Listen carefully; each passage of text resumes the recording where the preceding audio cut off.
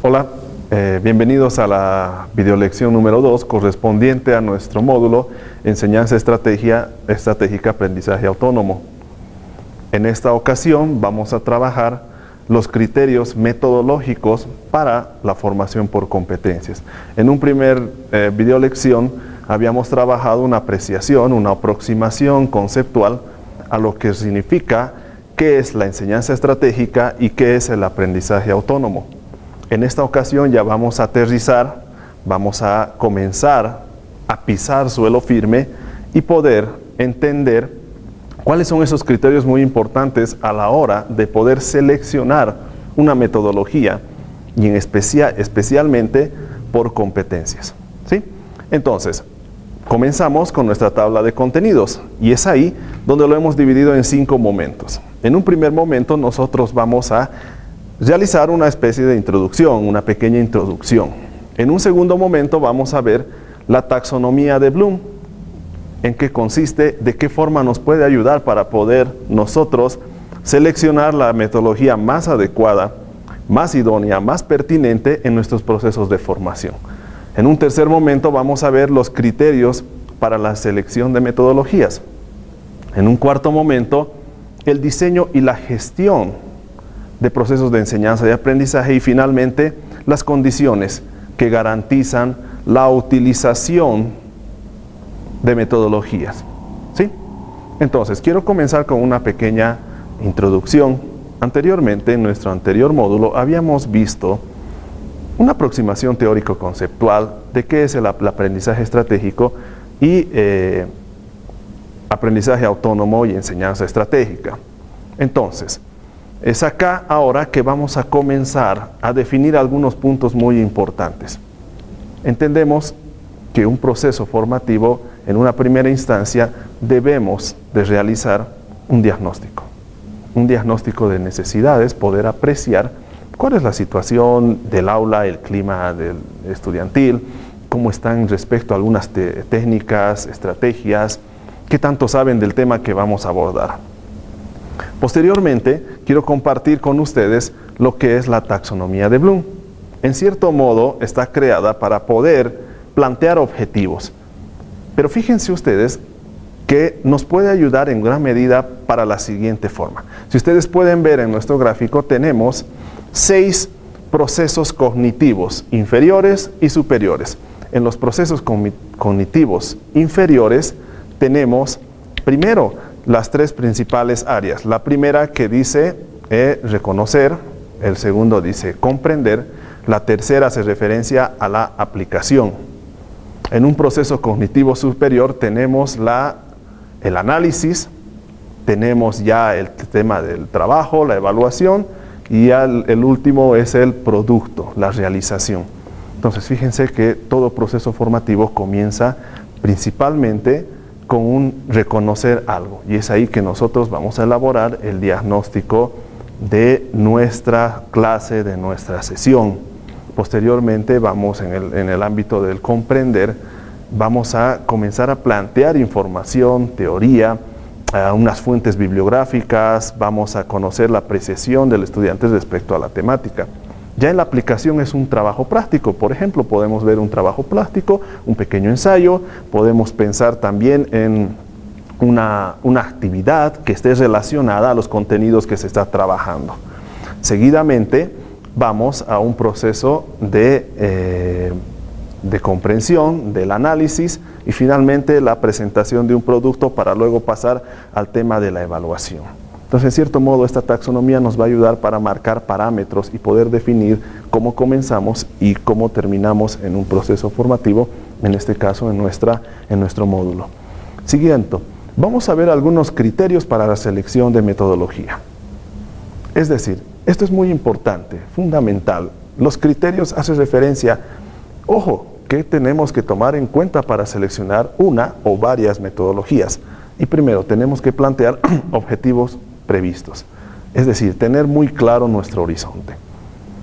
Este componente, este apartado es muy importante a la hora de poder definir qué es lo que queremos que nuestros estudiantes aprendan y cómo nosotros vamos a llegar a este aprendizaje. En un segundo momento, en un segundo criterio, tenemos la metodología, el método que permita el aprendizaje autónomo y continuo. Esto quiere decir dotarle de ciertos instrumentos, medios, recursos, para que el estudiante en cierta medida tome esa iniciativa, incitarlos a que ellos puedan seleccionar de otra forma cuál es el rumbo de su aprendizaje. En cierto modo también que piensen en los tiempos, que piensen de estos métodos cuál me va a funcionar, cuál es el que se ajusta a mi estilo de aprendizaje. En un tercero, vamos al grado de control del estudiante sobre su aprendizaje.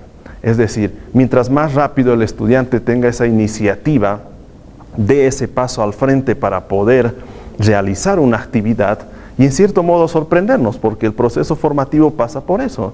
Medirnos, tener parámetros que el estudiante mismo pueda superar sus expectativas y motivarse mucho más con estos retos que se pueda plantear. Y finalmente, el cuarto componente es el número de estudiantes. Hay que tener en cuenta bastante el número de estudiantes en nuestra clase. Mientras más estudiantes tenemos, menos control vamos a ejercer, menos supervisión y tal vez una tutoría personalizada. Entonces hay métodos que se ajustan a la cantidad de estudiantes. Entonces es muy importante tomar en cuenta estos puntos. Otro punto muy importante otro criterio es horas de preparación para el encuentro. Es decir, es muy importante que la planificación previa por parte del docente, preparar el material, es decir, mediante qué canales de comunicación, de interacción, aparte del aula, va a haber otros medios para poder interactuar, qué sé yo, un grupo de WhatsApp, un foro, tal vez plantearlo en una plataforma virtual. Otro criterio muy importante es necesidades del grupo. Partir de las necesidades, sus intereses, sus aspiraciones, qué es lo que ellos buscan, qué tan motivados están, cuál es la expectativa que se está generando respecto a la materia, a los contenidos. Otro criterio muy importante es los recursos. Pensar sobre los recursos humanos, los recursos económicos, tecnológicos y literarios, la referencia bibliográfica, con qué recursos cuento para poder realizar mis clases, para poder realizar ejecutar el proceso formativo en mi materia. Y finalmente los contenidos. Los contenidos son muy importantes también y sí es muy importante plantearlos de una forma muy clara, muy precisa, desarrollarlos sin llenarles de conceptos de información que tal vez no sea necesaria. Ser muy objetivos respecto a los contenidos. A ver, vamos a considerar otros criterios ya para el proceso de enseñanza y aprendizaje. Entonces, un primer criterio que nosotros necesitamos tomar en cuenta a la hora de ejecutar las actividades, porque en cierto modo las actividades ya es un nivel de concreción más específico, ya es lo que determina, lo que marca el rumbo y ya va configurando el producto que vamos a obtener con la enseñanza y por supuesto con el aprendizaje del estudiante. Entonces un primer criterio es atreverse a innovar y ser creativos. Es decir, tanto el estudiante como el docente, es muy importante que seamos un poco atrevidos en esto, innovación, hacer algo diferente, plantear algo que sea muy atractivo tanto para el estudiante como para el docente, algo que te movilice también, ¿sí? Bastante, que te pueda movilizar y te genere una expectativa para poder lograr ese objetivo. Proponer actividades distintas a los trabajos ya tradicionales, ¿no? Entonces ese es un primer criterio muy importante ya dentro de las actividades que realizamos. Otro criterio que nosotros debemos de desarrollar, tomar en cuenta, es determinar con claridad los objetivos de cada actividad. Es decir, ¿cuál es el objetivo? Evitar desorientación y una actitud negativa a la técnica. Dicho de otro modo, mientras el objetivo sea más claro, el estudiante ya va a poder visualizar, se va a anticipar a lo que tiene que obtener.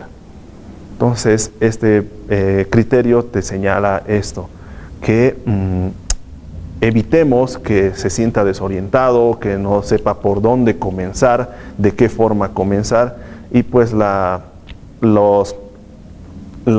expectativas van a disminuir y tal vez va a haber una resistencia a la técnica que se va a emplear. Seguidamente, otro criterio muy importante dentro del proceso de enseñanza de aprendizaje a la hora de tomar en cuenta las actividades que vamos a proponer, básicamente consiste en proponer actividades factibles en función a los criterios anteriormente desarrollados. Estas actividades tienen que ser reales, alcanzables, objetivas, medibles, cuantificables. Tienen que ser actividades que de fácil acceso también a la información que implica manipular para poder ejecutar estas actividades. Entonces, necesitamos plantear actividades que sean realizables, ejecutables y que no generen una complicación al estudiante. Otro criterio muy importante a la hora de poder plantear actividades es describir y desarrollar paso a paso cada actividad. Es decir, las normas de aplicación, el papel de los participantes. Este punto es muy importante porque se sugiere que cuando tú vas a realizar una actividad puedas plantear una guía de actividades. Una guía de actividades donde demuestre de una manera secuencial cuáles son los pasos que tiene que seguir el estudiante a la hora de poder realizar una actividad, qué herramientas cuenta, cuáles son los criterios de evaluación y algunas observaciones, es decir, algunos puntos que tiene que tomar en cuenta, ¿no? Entonces, este criterio es muy importante a la hora de poder plantear actividades. Otro criterio que necesitamos a la hora de plantear actividades es calcular el tiempo requerido. Es decir, tiempos que se ajusten a el programa de formación, a la materia que estamos desarrollando. Una actividad tiene que ir ya sea paralelas o ya sea simultáneas, pero que sean tiempos que el docente considere de que lo va a poder realizar. Ahora, también pensar en una posibilidad de que si el tiempo es muy corto, en el proceso se percibe que el tiempo es muy corto, ya poder dar un lapso de tiempo, un extra, para poder realizar con total tranquilidad, tanto para el estudiante y para el docente, que se ha cumplido las actividades. Otro criterio para poder plantear actividades es determinar el material a realizar tanto docente como estudiante. Es decir, ser precisos qué material vamos a utilizar, las referencias, las citas, algunos videos, qué sé yo, ese material que el estudiante tiene que realizar. Tal vez va un cuadernillo, tal vez va un dossier, una guía de actividades, y el docente también, por supuesto, plantear una videolección, tal vez plantear un resumen o textos en un medio digital. Entonces, tenerlo muy claro. Este punto ayuda a poder plantear actividades innovadoras. Otro criterio es sistematizar las observaciones y conclusiones de las actividades. Ya una vez concluida una actividad, pensemos en dar una mirada de qué obstáculos, qué impedimentos, qué dificultades, en qué parte, en qué aspecto ha sido muy dificultoso para el estudiante. También como docente pensar en qué momento ha habido esas dudas comunes entre muchos estudiantes que no estaba muy claro, para poder sistematizar, tener un registro verificable, observable y superar la actividad que hemos desarrollado, y para plantear la otra actividad que sea mucho más clara, siempre con el ánimo de superar una actividad en la otra. Vamos a continuar, y casi ya finalizando, pensando en tres condiciones tres condiciones muy importantes a la hora de plantear una metodología en función a competencias, basado en competencias.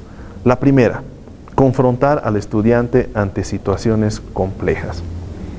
Es decir, en este apartado debemos nosotros, si bien de darle las cosas claras, plantearlas con mucha objetividad, en cierto modo, permitir que el estudiante pueda confrontar información, pueda seleccionar, pueda clasificar, pueda inferir, pueda incluso plantearse una duda de decir, bueno, este material me va a servir. Yo creo que no. Entonces veré una alternativa, un plan B. Entonces ahí, en ese proceso de confrontación, es que vamos a pensar en un proceso autónomo, donde el estudiante tenga la iniciativa de poder reparar, corregir o reencaminar en ciertos modos el rumbo del proceso formativo. Previamente y por supuesto con una interacción con el docente, ¿no? Estando al tanto, con una comunicación fluida y de ida y vuelta. Otra segunda condición muy importante es que el estudiante elabore un producto evaluable y observable. De otro modo, necesitamos que pueda producir algo que se evidencie, que podamos evidenciar, que podamos apreciar las tres competencias que nosotros dentro del proceso de formación por competencias, la que desarrollamos: conocimientos, habilidades y actitudes. Entonces, este producto tiene que ser observable, medible, cuantificable y en cierto modo va a determinar el grado de aprovechamiento del estudiante. Y finalmente, necesitamos nosotros dar ese protagonismo de los estudiantes a los estudiantes en la elaboración del producto. Y nosotros, los docentes, estar como guías, que orientemos, que recomendemos, que hagamos sugerencias y tal vez poder respaldarlos, apoyarles dentro de estas tres competencias que son muy importantes, que es la actitudinal también, ¿no? La actitud, la motivación, el poder motivar a los estudiantes, ayuda mucho a poder pensar en una formación por competencias. Entonces, esas son las tres condiciones que necesitamos a la hora de poder pensar en una metodología basada en competencias. Resumiendo, en una primera videolección hemos tenido una aproximación teórica. Ahora ya estamos aterrizando, ya tenemos visibilizado el puerto para poder arribar. Y las recomendaciones son precisamente estos criterios, estas condiciones que necesitamos para enmarcar, para poner en recuadro la metodología que nosotros vamos a utilizar, en este caso una metodología basada en competencias. Los invito a que puedan participar en lo del foro, participen en la plataforma, que las actividades que se plantean, que sean pensadas, que sean reflexionadas, que sean meditadas, y también si hay alguna duda, una consulta, no duden en recurrir al docente, el tutor. Hay muchos medios, hay muchas formas de poder llegar a un diálogo, a una comunicación y a una tutoría.